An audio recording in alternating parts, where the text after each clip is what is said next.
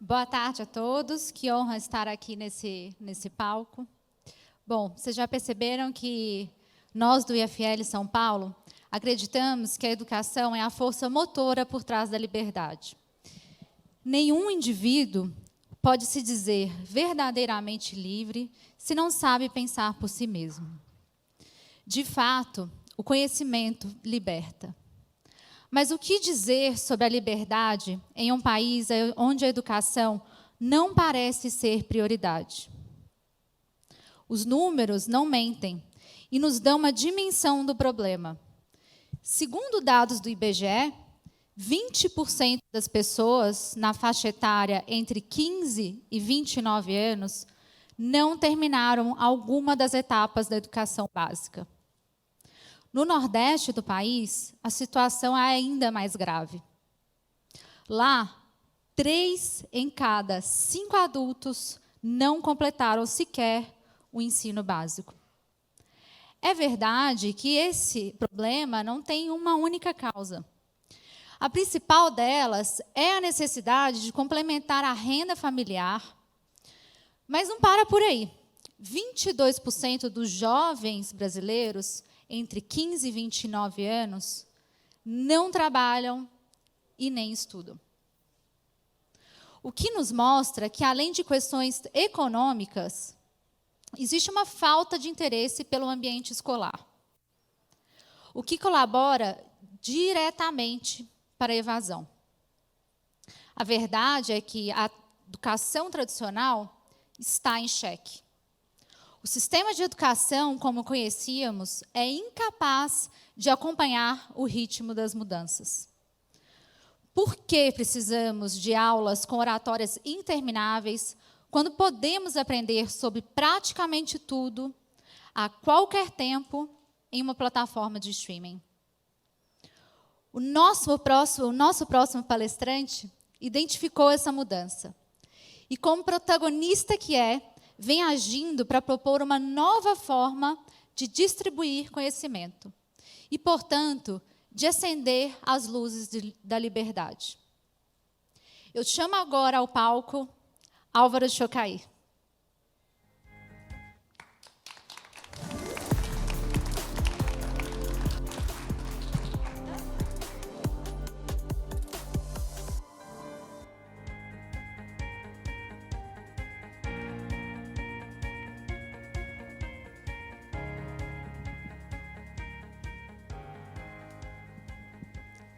Muito obrigado, Larissa. Muito boa tarde a todos. Prazer fazer parte de mais esse fórum do IFL aqui com cada um de vocês.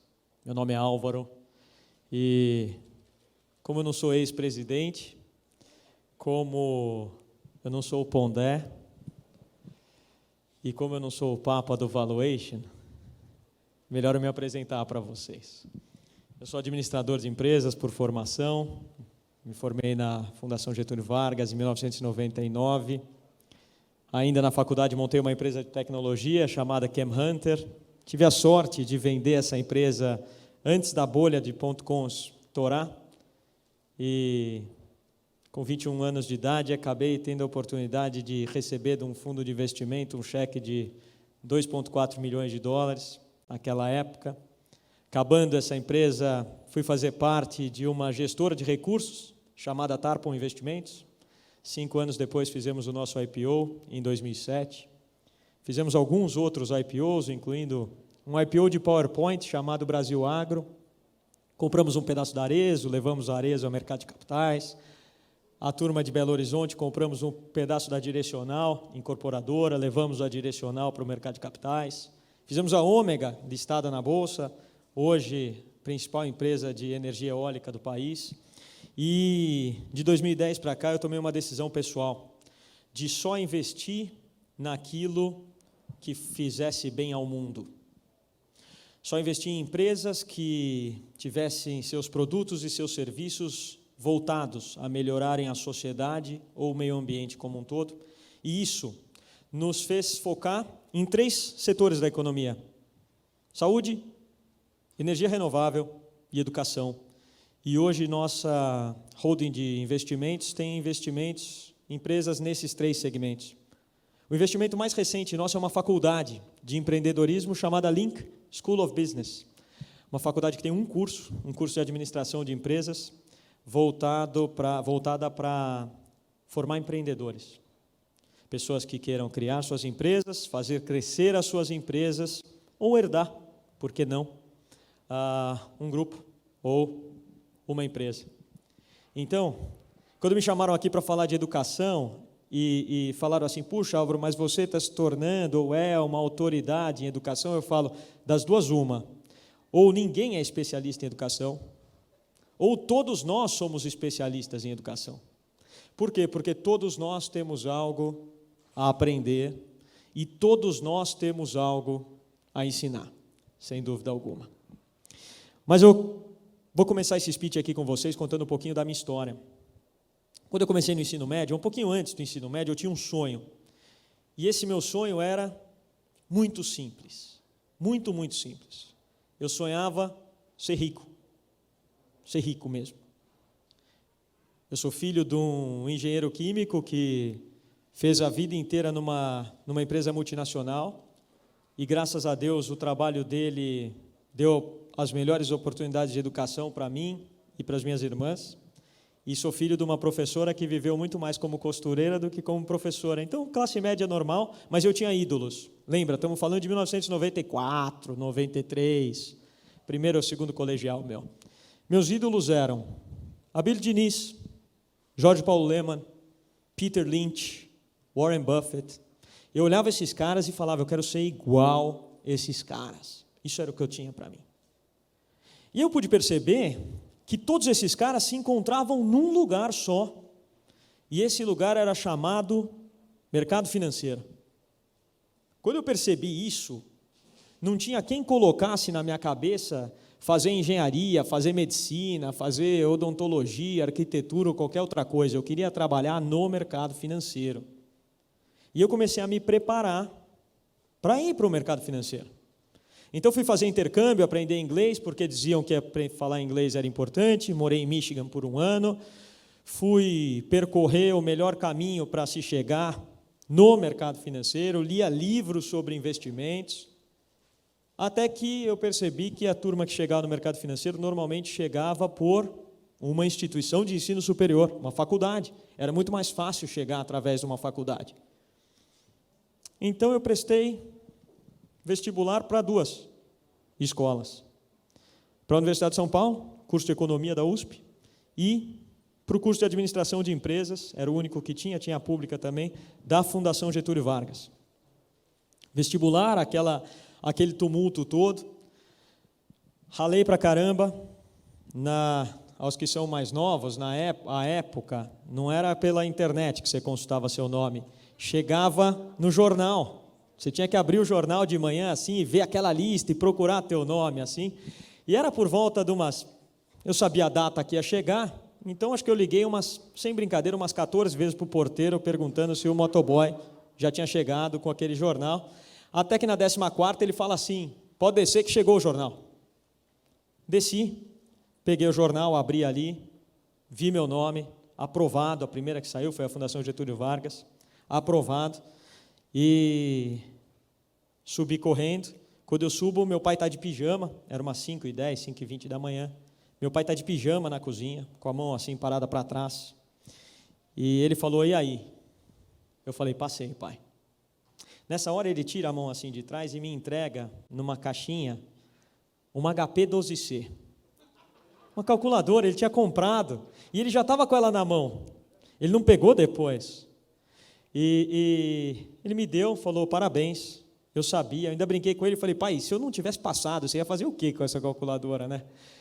Ele falou assim, olha, vendo a maneira como você levou o processo, vendo a maneira como você respeitou o meio para chegar até aqui, eu tinha certeza que o resultado não seria outro.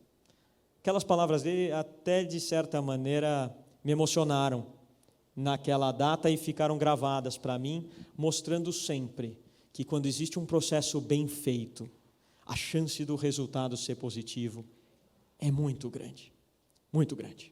Bom, corte de cabelo, aquela história toda, Natal, Ano Novo, Primeiro dia de aula. E aí, pessoal, vou cortar para vocês a primeira semana de aula, porque a primeira semana de aula é de farra, né? Quem está na faculdade aqui sabe, corta cabelo, pede dinheiro no semáforo, cerveja à noite, aquelas coisas todas. Mas meu primeiro dia de aula. Tem alguém aqui formado na GV? Quem que é que está aqui? O Renê? Renê mesmo? Ô, Renê, tá bom? Não estava te enxergando. Você teve aula com o Japir, não, de contabilidade? Japir. Então o Renê sabe quem está conhecendo. Minha primeira aula, Renê, foi com o Japir. O Japir, eu não sei se ele dá aula ainda, se ele der, acho que ele tem uns 109 anos, porque ele já era um senhorzinho na época. Contabilidade 1. Entra esse senhor, seus 70, 80 anos, pelo menos era o que aparentava fisicamente, e ele fala 1h40, sem fim. Fala. No final da aula, primeira aula da Faculdade de Administração de Empresas. E depois de 1h40, ele fala assim, bom, pessoal, queria que vocês anotassem duas coisas. Primeiro, tem esse livro aqui para vocês lerem. 45 páginas vocês vão ler para a próxima aula.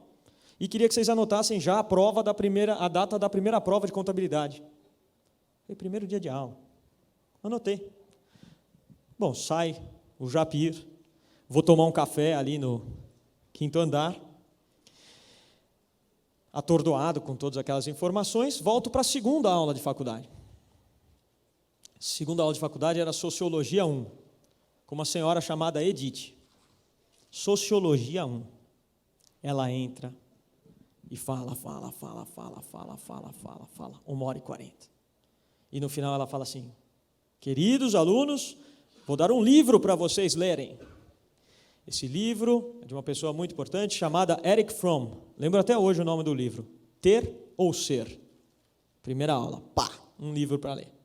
Terceira aula, já não lembro mais de quem era, mesma coisa. Fala. Esse foi meu primeiro dia de faculdade. Segundo dia, voltei, completamente igual. Professor falando, aluno ouvindo. Terceiro dia, igual, professor falando, aluno ouvindo. Quarto dia, quinto, sexto, 1 mês, 2 meses, 6 meses.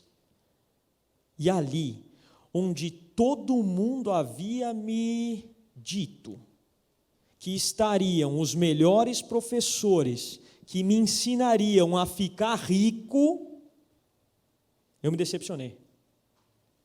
Porque os professores, eles não eram ricos.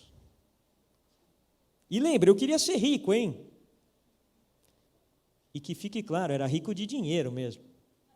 Era rico espiritual, de dinheiro. E eu via que os professores não sabiam, e eu falava assim, poxa, eu estou na melhor faculdade de administração da América Latina, me falaram para vir para cá, e quem está ensinando a ficar rico é quem não é rico. Tudo bem, continuei. Segundo semestre, terceiro, tá bom, Diego? Quarto, quinto, sexto, graças a Deus chegou o 6º semestre. Podia começar a trabalhar. Uma diferença gigante. E eu, naquela época, passei um fax ali, tinha um central de estágio, passei um fax para uma empresa chamada Companhia Suzano de Papel e Celulose, tinha uma vaga na área financeira. À tarde me ligaram, terça-feira isso era uma segunda-feira, terça-feira eu fui fazer uma entrevista, quarta-feira eu estava trabalhando na Companhia Suzano de Papel e Celulose, onde eu fiquei por 8 meses e foi meu único emprego, minha vida inteira. Tive a oportunidade de trabalhar junto com o seu Leon Pfeffer, quem veio para o Brasil e montou a Suzano. Um prazer. Um cara fenomenal. Ele era desse tamanho assim, mandava em todo mundo, desmandava, ele era ótimo. E eu levava cheque para ele, eu era meio office boy dentro da Suzano, eu levava cheque, ficava esperando ele assinar, voltava. Só que eu percebi uma coisa ali dentro. Ali, aquilo que tinha sido construído era o sonho dele. E eu olhava para aquela perspectiva toda, eu falava, não é aqui que eu vou conseguir. Essa empresa é dele. Eu quero ter o meu. Eu quero ter a minha companhia. E aí, esse foi o meu day one de empreendedorismo. Esse foi o dia que eu falei assim, eu vou ter a minha empresa. Voltei para a escola outro dia, juntei mais 3 outros amigos meus, e nós montamos o Chem Hunter, e aquilo foi um lenitivo para os meus 3 últimos semestres de faculdade. Porque ali eu trabalhava todo santo dia, num escritorinho de 29 metros quadrados na Vila Olímpia, que tinham 4 colchões, onde a gente deixava ali, dormia ali mesmo, falava com a China à noite, e nós criamos um marketplace voltado para o setor químico, que é esse site que eu falei para vocês que eu vendi no começo de tudo. Uma empresa de tecnologia, e nesses 3 semestres eu vivi um misto. Um misto de, entre 8 da manhã e 1 da tarde, receber um conhecimento que eu não conseguia aplicar em nenhum lugar. Essa era a minha parte do curso de administração. E aprender na prática, no dia a dia, com fornecedores, com clientes, com agentes de tecnologia, com contadores, com gerente de banco. Um aprendizado completamente de vida real. Muitas tentativas e erro, muitas tentativas e acertos. Esse misto, só quem empreende e estuda ao mesmo tempo sabe do que eu estou falando. Mas eu vivi esse misto. Esse foi o começo. Dando um salto imenso na história, o mundo tem mudado demais. Demais. O mundo mudou muito nos últimos, vamos botar 5, 10 anos, vai. O mundo mudou na área de saúde, o mundo mudou na área de tecnologia, muita coisa em tecnologia mudou. O mundo mudou, até de certa maneira, um pouco como o sistema financeiro, tal qual conhecíamos há tempos atrás, seja pela organização, seja pela disparidade de ativos que existem hoje para se investir. O mundo mudou muito em termos de cabeça do ser humano. Positivamente falando, nunca nós ouvimos falar tanto em cuidar do meio ambiente. Nunca nós ouvimos falar tanto em filantropia. Isso é uma mudança inegável no mundo. Mas tem uma mudança que é muito grande. E essa acontece dentro da educação. É a mudança no que tange a transmissão de conhecimento. Se a gente quiser falar sobre a educação do futuro, a gente vai precisar ter que falar sobre 4 esferas. E essas esferas vão denotar como as pessoas aprenderão daqui para frente. Primeira delas, transmissão de conhecimento. Todas as instituições educacionais do mundo tiveram as suas histórias pautadas em transmissão de conhecimento. Harvard, Oxford, Yale, Princeton. Getúlio Vargas, Universidade de São Paulo. Vem até mim, pague a sua tuition, e aqui você vai ter um conhecimento que você não vai encontrar em outro lugar. Nas nossas salas de aula, nas nossas bibliotecas, nos nossos laboratórios, eu tenho um conhecimento para te entregar. Durante séculos foi dessa maneira. Hoje não é. A Larissa bem apresentou aqui. Hoje você pega qualquer streaming, qualquer YouTube, e você tem acesso a tudo. Eu queria que vocês fizessem um teste, ou se alguém souber, por favor, levanta a mão aqui nesse momento. Eu queria que vocês falassem uma aula de Harvard que não tem no YouTube. Claro que vocês não vão encontrar o mesmo professor, o mesmo dia que você assistiu lá. Um tema, por favor, um tema. Pode ser de outra universidade americana. Só um. Alguém? Está tudo lá.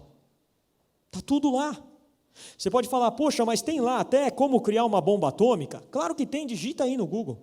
Aliás, sugiro que você não digite, porque talvez venha gente atrás, né? Você não vai ter urânio enriquecido, mas tem lá como fazer uma bomba atômica. Está à disposição. A transmissão mudou. Você não quer pagar um curso para ver um cara falar o que já tem na internet. Essa é a primeira esfera da educação. Essa está democratizada, está disponibilizada. De 5 anos para cá tem tudo. Todas as aulas de Harvard, todas as aulas de Oxford, todas as aulas do que você quiser estão na palma da sua mão. Transmissão de conhecimento. Poxa, se é assim, então, Álvaro, por que a gente não fecha todas as faculdades? Por que não fecham todas as escolas? Por que você não tira os seus filhos da escola e deixa eles na frente do YouTube? Porque existe um segundo fator importante em educação. E talvez esse fator seja tão importante quanto o conhecimento em si. Esse fator chama-se ordenação do conhecimento. Seu filho jamais vai procurar, se ele tiver 8 anos de idade, o que é logaritmo no YouTube. Ele não sabe nem que logaritmo existe. Ele precisa de alguém para falar para ele, olha, calma. Adição, subtração, multiplicação, divisão, equação de primeiro grau, equação de segundo grau, e aí nós vamos para logaritmo, integral, qualquer outro cálculo que você possa pensar. Para tudo existe uma ordenação. E as universidades boas sabem disso, que a ordenação é tão importante. Então esse é a segunda esfera que nós devemos pôr atenção em educação. Terceira esfera, aplicação do conhecimento. Essa quase nenhuma instituição de ensino toca, quase nenhuma. Eu estou aprendendo isso para quê? Eu estou aprendendo mitose e meiose para quê? Eu estou aprendendo Sociologia 1 para quê? Onde que se aplica isso? Alguém já foi no MIT? Ninguém? Aqui. G, tudo bem? Você chegou a visitar o Wright Brothers Wind Tunnel? Lá na prédio de Engenharia Física? Uma das faculdades mais espetaculares que existem no mundo. Quando eu fiquei de visiting student lá, eu fui nesse prédio, não sei se você lembra. Tem um tubo de vento no prédio de Engenharia Física. Você anda um pouquinho, tem uma sala de aula, com uma lousa bonita. Você anda mais um pouquinho, tem um laboratório de física do MIT. E você anda mais um pouquinho, tem uma salinha com um logo mais ou menos desse tamanho, assim, escrito Boeing. Você abre ali, tem 22, 25 engenheiros desenvolvendo a turbina do 797, um avião que vem a mercado em 2028, 2029, dentro do MIT. Onde que a gente encontra isso? Onde que a gente encontra o mercado junto com a academia? Se você não mostrar a aplicação do conhecimento para quem está recebendo o conhecimento, ela vai ser vão. Então, transmissão, ordenação, aplicação. E, por fim, se a gente quer falar de educação, a gente tem que falar de objetivação do conhecimento. Para quê? Para que eu estou ensinando isso? Com que objetivo? Eu perguntei para esse aluno o que ele quer aprender. Tenho mais 2 minutos? Quem está tomando conta aqui do tempo? Tenho, boa. Para que ele quer aprender isso? Qual o objetivo? Você se matriculou numa faculdade, para quê? Qual que é o teu objetivo? Você se matriculou num MBA, qual que é o teu objetivo? Alguém perguntou isso para você? Quando você se matriculou? O objetivo, ele é o ás do baralho. Ele precisa estar no começo de tudo em educação. E ele precisa estar no fim de tudo. Porque ele é o que vai fazer com que você dê vazão, que você ponha para fora o conhecimento. Que você coloque em prática aquilo que você aprendeu. Olha, guardem uma coisa.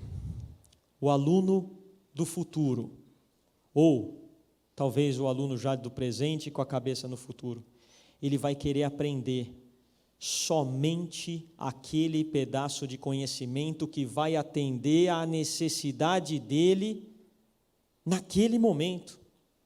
Ele não quer nem mais e nem menos do que aquele conhecimento. E ele não quer nem antes, nem depois. Ele quer aquilo. Quando nós formamos a Link, nós formamos com essa espinha dorsal. E aquele meu objetivo, primeiro, o da riqueza, ele foi atingido no dia do IPO da Tarpa. E a vida me deu de presente, muito provavelmente pelo suor do processo, pessoas que me mostrassem coisas muito mais nobres do que a riqueza material. A vida me deu de presente a beleza de olhar valores que vão muito mais além do que algo que se pode comprar ou algo que se pode usufruir. E me deu de presente também um grande amigo que me ensinou uma coisa muito importante. Ele dizia que não é mudando o meio que vai conseguir se ter um homem feliz. Que antes de mais nada, a gente precisa mudar o homem. E talvez um ser humano melhor tenha um resultado no meio melhor. Então, já que a gente está falando sobre liberdade nesse fórum, eu acho que cabe muito dizer que a liberdade não vai vir do meio político, que a liberdade não vai vir da alteração das leis, que a liberdade não vai vir da prisão das religiões. A liberdade virá sim dos pensamentos, das palavras e principalmente das ações de cada um de nós. Só depende de nós fazermos esse mundo um lugar melhor. Meu muito obrigado pelos 22 minutos.